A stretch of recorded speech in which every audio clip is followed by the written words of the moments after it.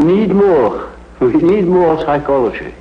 We need more understanding of human nature, because the only real danger that exists is man himself. He is the great danger, and we are pitifully unaware of it. We know nothing of man, far too little. His psyche should be studied, because we are the origin of all coming evil.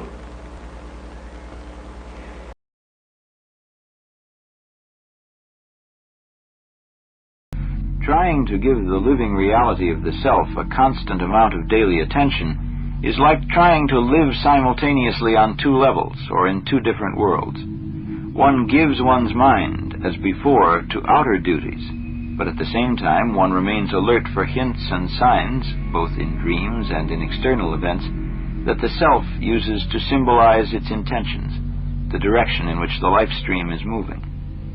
Thus, in the midst of ordinary outer life, one is suddenly caught up in an exciting inner adventure, and because it is unique for each individual, it cannot be copied or stolen. There are two main reasons why man loses contact with the regulating center of his soul.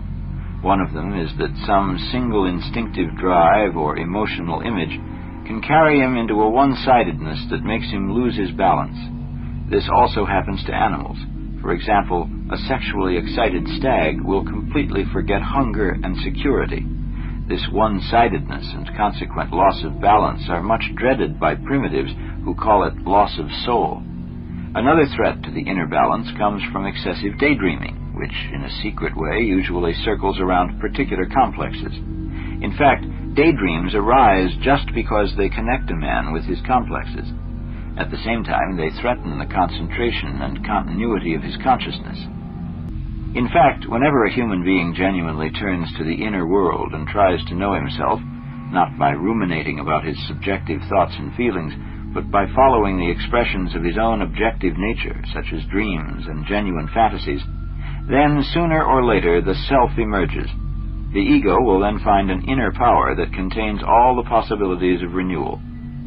But there is a great difficulty that I have mentioned only indirectly up till now. This is that every personification of the unconscious, the shadow, the anima, the animus, and the self, has both a light and a dark aspect.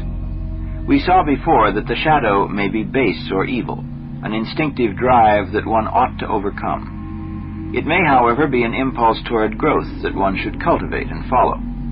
In the same way, the anima and animus have dual aspects. They can bring life-giving development and creativeness to the personality, or they can cause petrification and physical death.